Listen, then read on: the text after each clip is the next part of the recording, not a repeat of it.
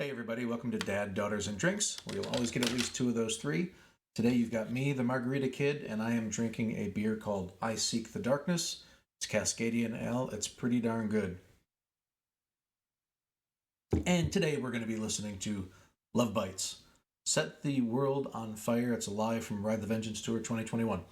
So I have been impressed by Lovebites so far. The songs that I've all heard have had pretty different styles. And the description that was given to me in the link in the comments, a lot of people requested it. One person put a link to this specific video, and it was described as thrash metal. So if you don't think this is thrash metal, don't kill the messenger. I'm just telling you what I read in the comments. I'm not saying it is because I haven't heard it yet. So I'm going to go ahead and get her started, and let's see what we get.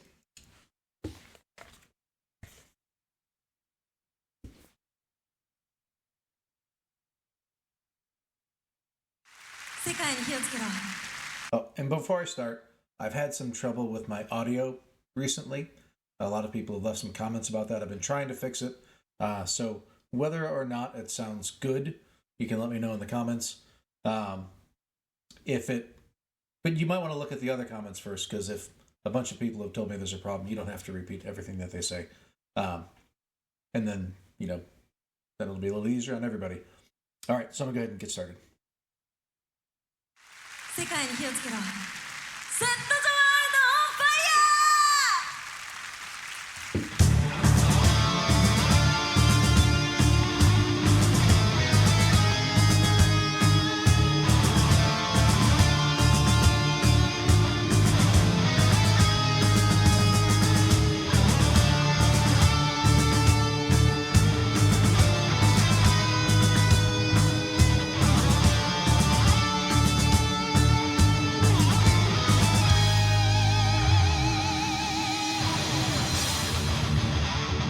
Before we get into the heavy stuff, that was a really cool opening. And I don't know if you've ever listened to it with headphones, but the different guitar parts are kind of like very clear in the different ears at different kind of, pitches. So they're not just really playing the same thing. There's actually some harmony going on there that's really cool. And then I also like the fact that the march beat that the drum has, the bassist is, duplicating that as well, not just on the same note going all over, but the actual rhythm itself is the same as the drum. So you almost have these two different sets of overlapping players going on. You've got the drum and the bass that are doing the same thing, and you've got the guitars that are playing that same part, but each one of them's changing it up just a little bit, so it goes together really well. I like that. This is a lower guitar part.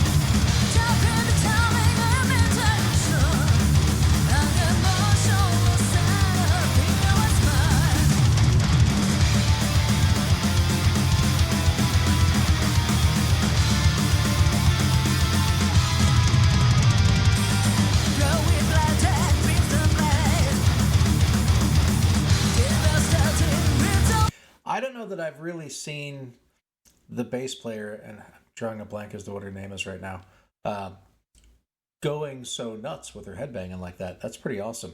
Just wanted to call that out.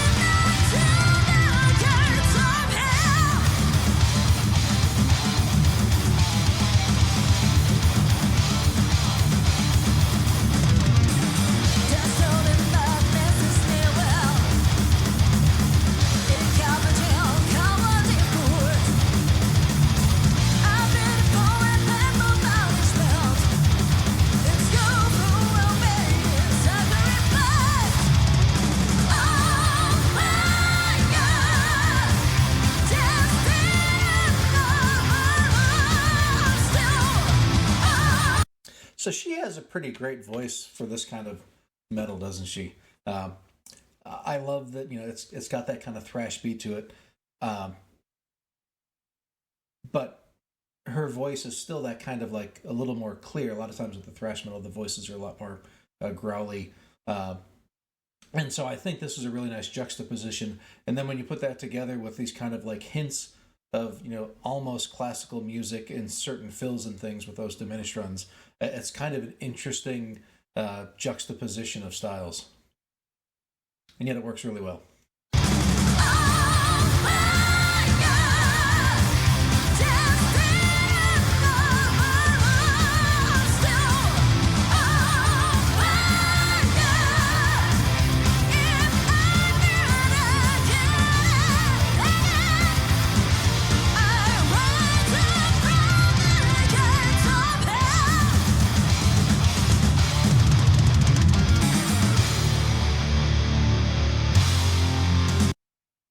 Oh, I just paused that on a great shot. Oh, that's fabulous. Boy, I got lucky on that one. What a view that is. I always love the drummer cams like that really give you a view of what the whole band is seeing while they're playing. That's really cool. But that wasn't what I stopped it for. I was just going to point out, it's interesting that the two on this side are doing this thing when they're banging their heads and they kind of hang down and all the hair hangs down. And then when they play the last note, they all fly it back. I don't think I've seen them both do it at the same time, but I've seen them both do it. And I just wish, if I had hair, I would do that.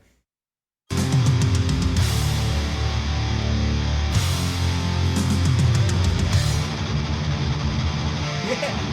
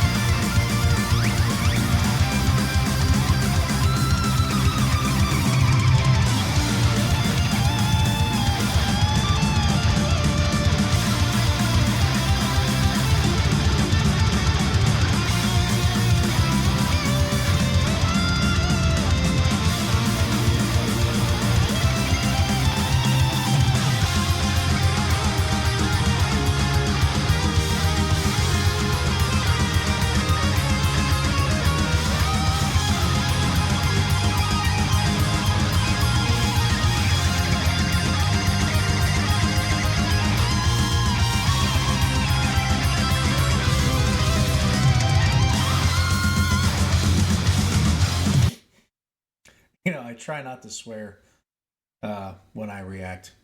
Not that I'm necessarily against it, just something I try not to do anyway. But it really makes me want to, from what I just heard. That was freaking fantastic, that duo. I'm going to have to go back and listen to that again. And after I'm done recording, I'll probably go back and listen to that a bunch of times. That was absolutely fantastic. It's interesting. I did a reaction to an Asterism song recently, Church, where I had made a comment in my reaction that there were a couple of spots it seemed like she was playing fast notes just to play them fast. Probably not what she was doing, but it just didn't hit me that there was any necessarily, like, it wasn't doing anything for me, right? Other people seem to really get moved by it, so maybe it was just me. And somebody in the comments kind of made a comment about, maybe I just don't appreciate people playing fast notes, and that's not it at all. I like a lot of players that can play fast. And so this here was an example, it's a perfect example of people that are playing very quickly, but there's more to it going on than just fast notes. The melody, the scales that they were playing, the synchronization they had at the end there, jumping back and forth between different tapping techniques, and the kind of like tremolo pick tap on one fret or moving around. There's a bunch of different things going on. The fact that even one person doing any of those things was really impressive. And they weren't in unison the whole time. The one who's standing on the left, if you're facing the phage, I can't remember anybody's name at the moment. I'm drawing a blank. She's the one who I think's a bodybuilder or something. Anyway, she started it off with some pretty great stuff, and then they started doing the unison thing, and it was just fantastic. I want to listen to that again.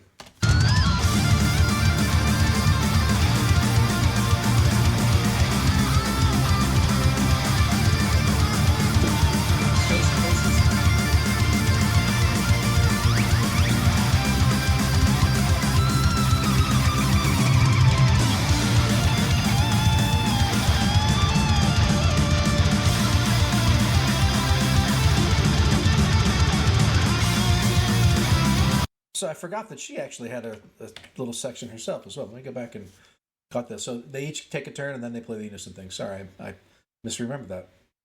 I was so overwhelmed by how awesome it was.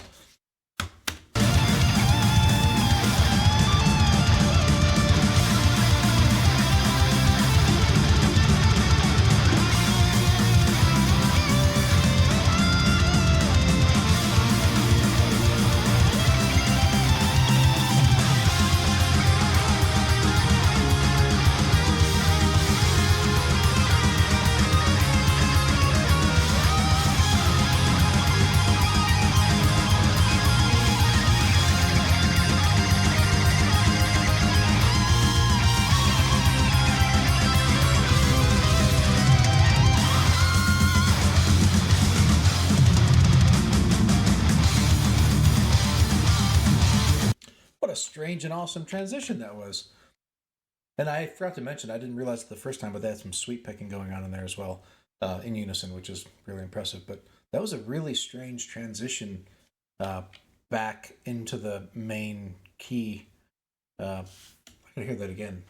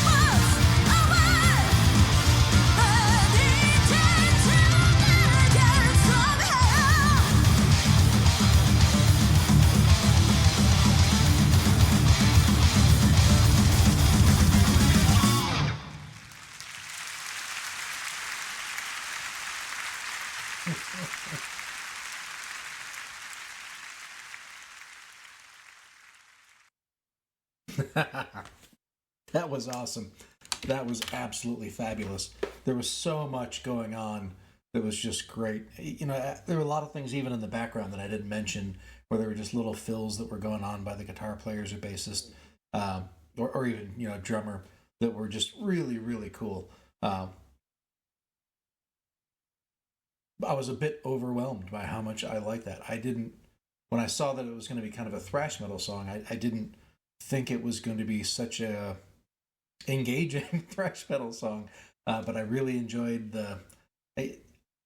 for me, this one was about the music. I do sometimes have trouble the first time I hear her singing lyrics to understand what she's saying. I caught most of the chorus, I think, but I'm going to have to go back probably and re-listen to it and maybe pull some lyrics up just to make sure that I get the whole thing. So any context of complexity that might have come from the lyrics, I would have missed. But once again, the music was so overwhelming by these guys that I probably wouldn't have caught anything, even if it was put on the screen with closed caption or something. The something I've watched a few of the Japanese bands, in the last couple of weeks, where a lot of people have been recommending different ones, and I've been trying to check them out. Lovebites, Bandmade, Asterism, and it seems like finger tapping is a much more common thing in these Japanese players than I've seen from other countries. Not that I've seen a ton of other countries, bands. It's not like I'm off on some sort of international, journey. Just turns out that most of what I've been doing has been doing that. And then I guess Baby Metal, also the Kami band, they do a lot of that as well. So I guess maybe it's just, I don't know if it's always been around and I just missed it, or if it's just becoming something that's more common generally, or if it's something that's specific to Japanese players. But it's starting to strike me that I've almost never seen a guitar solo in any of these videos that doesn't include some kind of finger tapping. No problem with it at all. It's not a super easy thing to do, and it sounds pretty cool if you do it right, and they're doing it right. So I'm perfectly fine with that. Sounds great. And if it sounds great, no reason not to do it. All right. Well, I think that's for me on this one. This one was great. I think something I've been planning on doing that I keep forgetting about is listening to a track from within like the last year that has the new bassist, just so I can actually, check out the new bassist. There's been a couple of tracks that people have recommended. I can't remember what they are off the top of my head. But I think the next one will probably be one of the new ones from within, I think, the last year. In any case, I think that's it for me. I appreciate everybody spending their time. I appreciate the comments. I hope everybody has a great day. Thanks again, and take care. See you next time.